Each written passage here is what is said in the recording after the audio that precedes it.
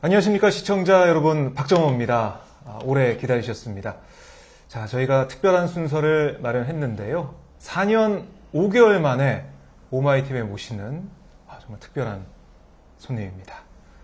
정세현 전 통일부 장관 모셨습니다. 안녕하십니까? 예. 네, 반갑습니다. 오랜만입니다.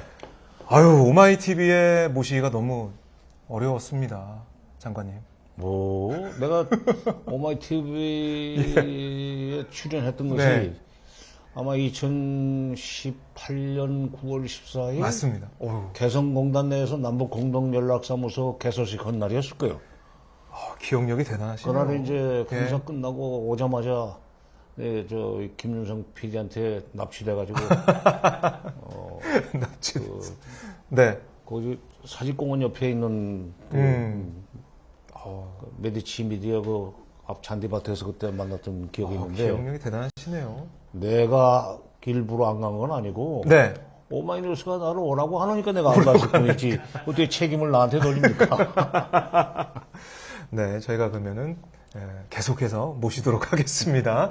자, 정말 이 4년 5개월 만에 제 오마이TV에서 모시는 거라서요. 시청자분들이 정세현 장관님 나오셨다라고 지금 아마 이 방송 예고를 못 보신 분들은 놀라셨을 것 같아요. 지금 알람 뜬 거 보고 들어오신 분들은 정세현 장관님이 나오셨네라고 반가워하실 것 같은데요. 먼저 저희 시청자분들께 인사 말씀 좀 부탁드리겠습니다. 예. 오마이TV, 오마이뉴스 시청자 여러분 반갑습니다. 사실은 제가 오마이뉴스에서는 한 통속을 한 1년 반? 1년 반 이상 했죠? 네. 황방열 기자하고 네. 한반도 통일 문제 속 시원하게 풀어드립니다. 그거지. 한 통속. 제목이 다 했어요? 예. 한 통속. 너무 좋았습니다. 예. 오마이뉴스는 저도 열심히 시청을 하고 있습니다. 네. 그런데 이제 오늘 모처럼, 저를 좀 출연시켜 주면서 처음부터 4년 몇 개월? 4년 5개월 만. 4년 5개월 만에 네. 내가 마지못해서 나온 것처럼 박정호 기자가 뒤집어 씌운 것은 전적으로 일종의 이게 마타도어입니다. 네. 제 잘못이 아닙니다. 네. 오마이TV 제 잘못으로 하도록 하고, 자, 이렇게 이제 오마이TV에 오랜만에 오셨는데, 지난번에도 이 책 이제 출간하시면서 담대한 여정. 그렇죠. 출간하시면서 제가 인터뷰를 했었는데, 이번에도 책이 나왔습니다. 그런데 이번에는 장난 아니더라고요, 반응이요. 일이 막 계속해서 막 광고도 많이 나오고. 글쎄, 종합 1위를 예. 한 3주 연속하다가 이제는 정치 경제, 정치 사회 분야, 정치 사회 분야 1위로 부문별 1위로 좀 떨어졌다는데 네. 저야 종합 1위가 됐건 부문별 1위가 됐건 크게 괴념치 않는데 네. 출판사 쪽에서는 조마조마해요. 조마조마. 다시 치고 올라가기를 바라는. 예. 오마이TV에 출연하시니까 아마 또 치고 올라가지 않을까 싶은데, 그러겠죠. 이 정세현의 통찰, 제목만 봐도 어떤 내용이 있을지 짐작하신 분이 많을 것 같아요. 정세현 전 장관님의 경험이 이제 녹아있는 책이고, 저도 이제 읽고 있는 중인데 굉장히 쉽게 쓰셨더라고요. 그러니까 전 읽으면서 팟캐스트나 아니면 유튜브 방송을 좀 듣고 보는 듯한, 어떻게 보면은 좀 편하게 접근할 수 있게 국제 정세와 또 우리 한반도 이 상황, 그리고 대한민국이 나아갈 길을 잘 적어 두셨어요. 어떤 마음가짐을 좀 책을 쓰셨는지 이것도 좀 궁금합니다. 전체적으로 이 책을 쓰게 된 동기라고 할까, 네. 배경은 오히려 간단합니다. 네.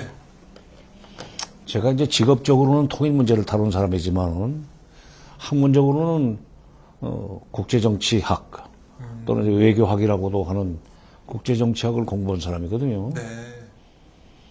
근데 이제 국제정치학을 공부를 하고 박사학위 논문도 이제 외교 관련 논문을 쓴 입장에서 이제 남북관계 현장에서 이러다 보니까 남북관계와 관련해서 한미관계가 너무 구성력으로 작용을 하더라고. 그렇죠. 그러니까 한미관계와 남북관계가 동급이 아니에요. 남북관계 위에 원래 있는 것이 한미관계예요. 네. 그리고 그 한미 관계가 위에 있으면서 오히려 다른 말로 하면 미국이 한국의 남북 관계를 조율하는 것을 당연시하고 그걸 익숙하게 생각하는 우리 외교관들이 의외로 많더라. 그래서 그걸 보면서 좀 속이 많이 상했어요. 우리는 이렇게 살아야만 되는가. 네.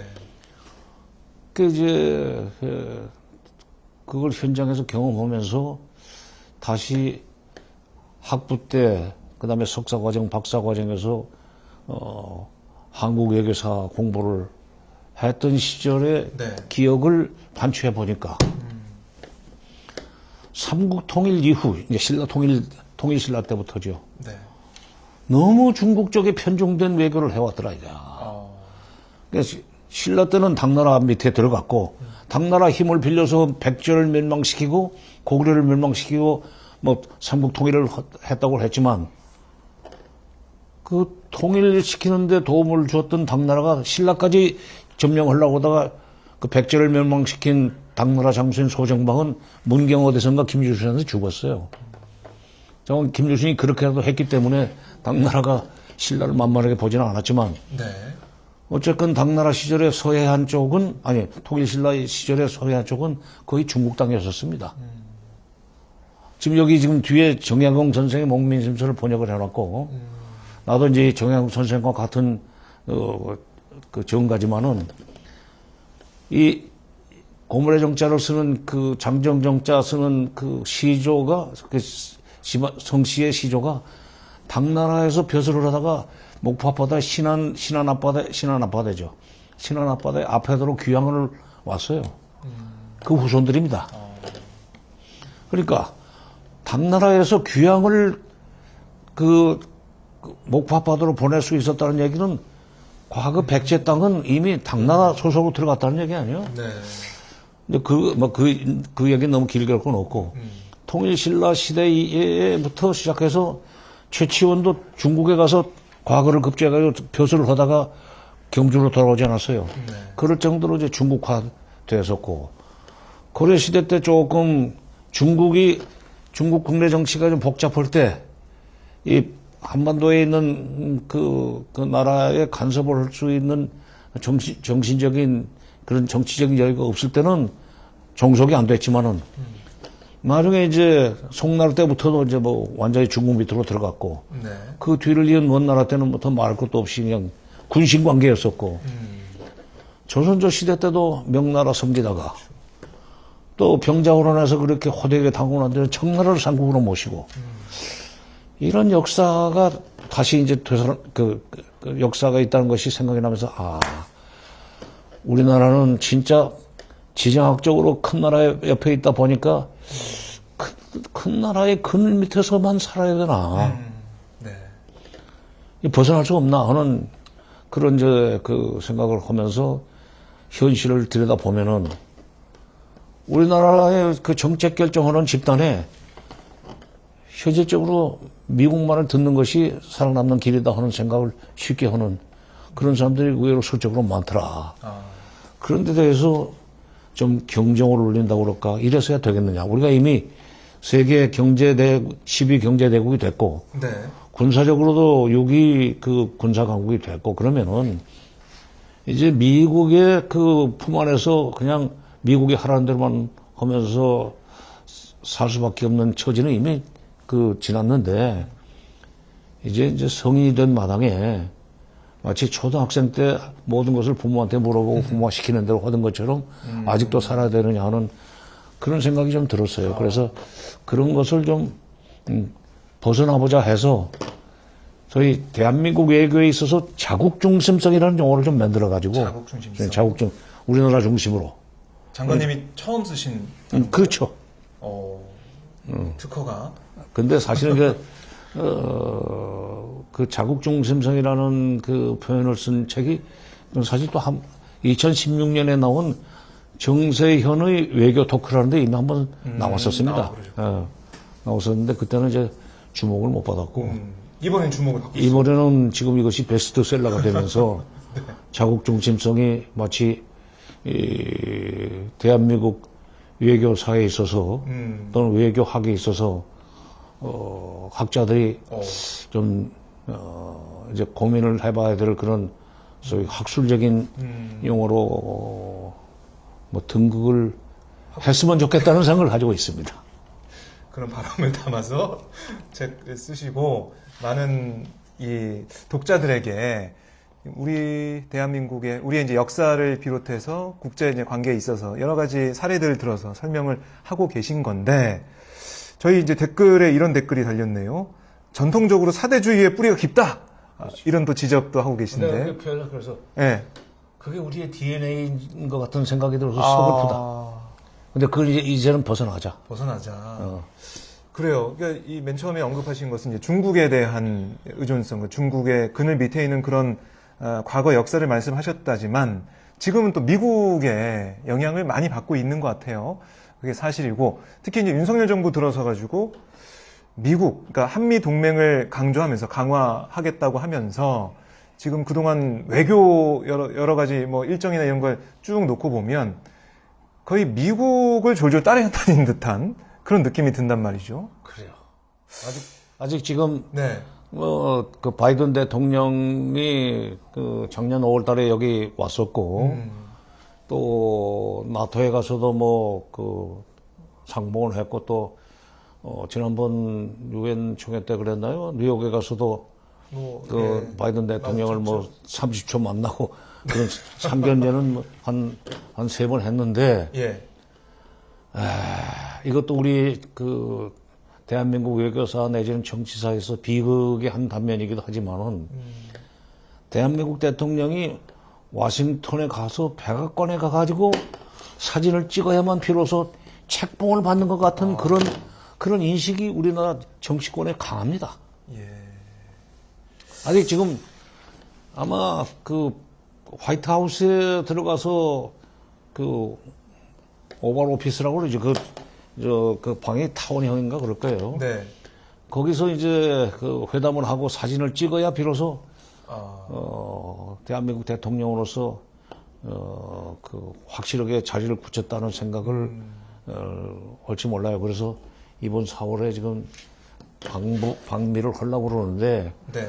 그 미국이 뭐 지금 뭐 국빈 만찬이 예정돼 있다는 얘기만 하지 정식으로 국빈 방문 문제를 놓고 쉽게 답을 안 주는 모양이죠. 내가 지금 자세히 내 마음은 모르지만. 보도만 나왔고 글쎄. 거기에서 확인은 안 해주고 있죠. 근데 이제 국빈 방문이라는 것은 비행장에서 다 그냥 군악대고 이제 의장대 사열하고 뭐 이거부터 시작하는 거 아닙니까? 네. 그야말로 이제 격식을 아주 그냥 그 100% 갖춰가지고 환영식을 하고 그리고 이제 또 저기 그야말로 그 국립묘지, 뭐 그것도 국립묘지라고 미국의 국립묘지라고 해도 되는데 또 내셔널 뭐 메모리얼 파크라고 또 영어로 써야 된다면서. 영어로. 예. 가버먼트 인게이지먼트가 레귤레이션이니까. 근데 영어에 공부 좀 해야겠어요. 그런 거를 하고 나면은 이게 지금 비로소 이제 대한민국 대통령으로 미국으로서 미국 그 정부로부터도 공적으로 인정을 받았다는 그런 생각을 허리라는 생각을 들면은 예. 생각이 들면 야 우리는 왜 이런 일종의 국제 정치 일종의 문화입니다 그게 그런 속에서 살아야 되나? 네. 아니 국민이 뽑아서 0.73%의 차이일 망정 국민이 뽑은 대통령이면 됐지. 네. 왜 미국에 가서 그런 식으로 사진을 찍어야만 비로소 대한민국을 대표하는 국가 원수로서 이제 제자리를 잡았다는 식으로 생각을 하는지 네. 그런 생각 없이 뭐 미국만 가려고 그러는지는 모르겠으나 그러나 아마도 그게 근데 이제 그렇게 가려면 틀림없이 또 경제적으로 무슨 양보를 해줘야 될 겁니다. 그렇죠. 이 오고 가는 게 있어야 되니까. 몸이 달게 만들어가지고 네. 말하자면 우리의 뭐 대미 투자를 갖다 와서 더 늘린다든지 중국과의 무슨 거래 같은 거 끊어버리라든지 네. 그래서 그 반사이익을 미국이 보려고 그런 거야 결국. 반도체가 크겠죠. 그렇죠. 아무래도. 우리 보고 거래 못하게 하면서 그 미국은 중국과의 거래에서 지금 오히려 좀 흑자 맞잖아. 그런 구조 속에 갇혀 있는데 네. 어쨌건 너무 미국 편중, 미국 중심의 그 외교 철학을 가지고 나라를 끌고 가는 것은 좀 안타까운 일이고 네. 뭐 그것까지 얘기해 놓고 쓴 건 아닙니다. 네. 그러나 이제 이 책에서는 좀 이제는 어른 행세를 해도 되고 어른 행세를 해도 되고